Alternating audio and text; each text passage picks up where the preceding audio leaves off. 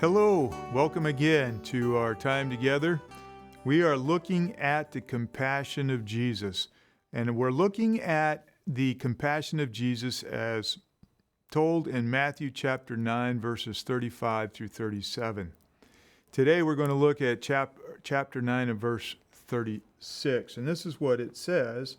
When he saw the crowds, that is Jesus, he had compassion for them because they were harassed and helpless like sheep without a shepherd. As we think about the time that we're in, the pandemic and all the other things that are going on right now in our world, people are hurting all over the world. The Beirut explosion that happened, the things that are happening in our own country. So this is the exact time that Jesus would like his people, those of us who know him and have experienced his love, have experienced his compassion, to share that with others. He's not asking us to go out there and vie with different popular opinions or those kind of things. He's wanting us to come close to people now in a time when they are hurting, when they need him. Compassion is simply the genuine care for people's well-being.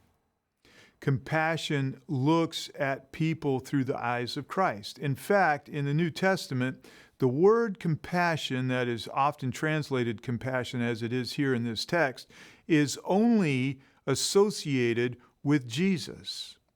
And it says that he came here to look for people. Christ came here for people. Yes, he came here to vindicate God, absolutely, but he came to vindicate God through how God is looking at saving people. So Christ came here for people. He served the needs of people. In another place, he said, I came not to be served, but to serve. He wanted to enter into the experiences of people, and he led people to God because he genuinely cared what happened to them. And you know what? He didn't make distinctions of, well, I like this one better than that one. He didn't look at and say, well, this one has more potential than that one. He didn't say, well, this one comes from a better family than that one, or this one is from a good neighborhood and not this one. He didn't make that distinction. The eyes of Christ, when he looked at people, always saw a child of God waiting to find their Father. And that is the kind of compassion he's looking for us to do. Because compassion should move us to do something in the way that Christ would do it. Merriam-Webster's dictionary defines compassion as the sympathetic consciousness of others' distress together with a desire to alleviate it. So essentially what it means is that we enter in somehow to this other person's experience, getting a sense of what they're going through, not exactly, but getting that sense as we enter into that experience, and then having a desire to help them somehow to get through it, over it, or even out of it. The original meaning here in the word compassion means that it moved you right down here in your gut until you had to do something about it.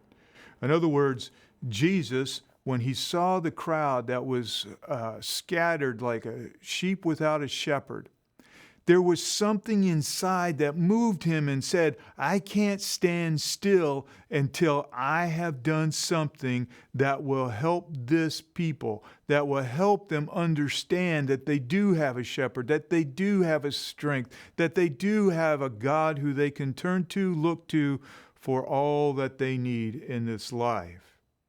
That's the kind of compassion Jesus had.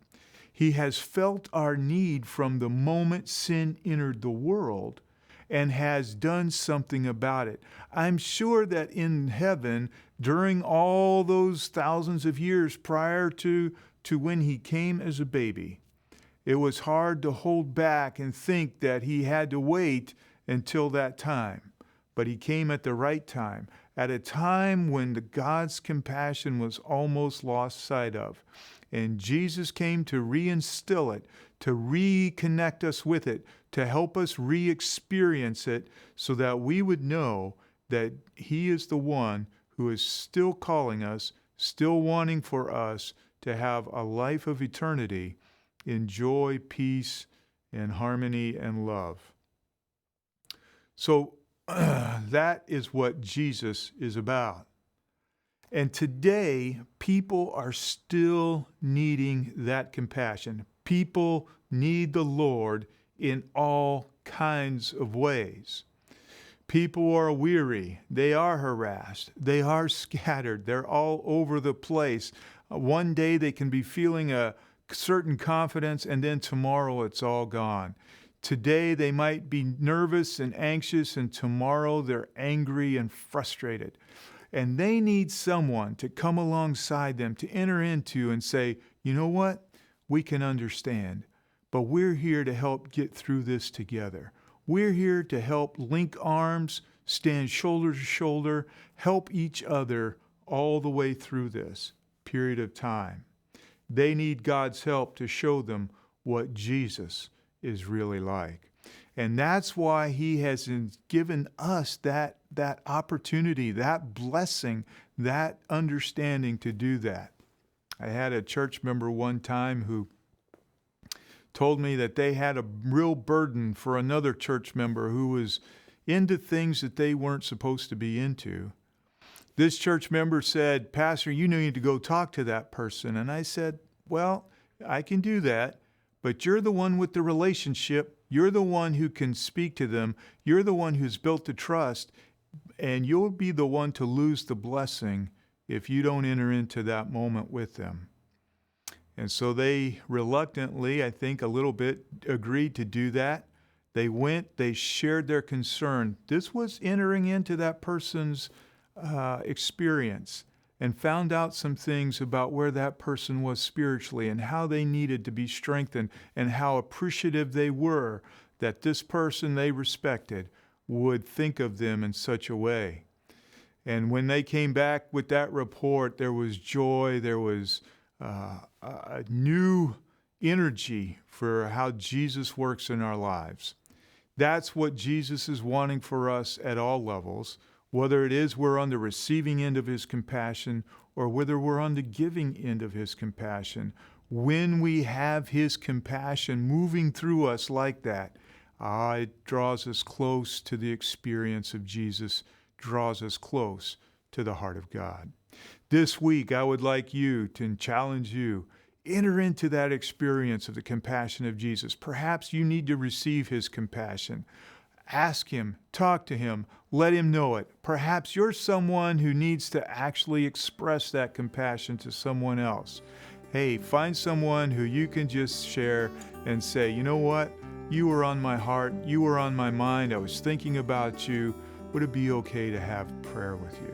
Most people are generally happy to have that prayer. Find somebody to give that to and see what happens and where the Lord will take you.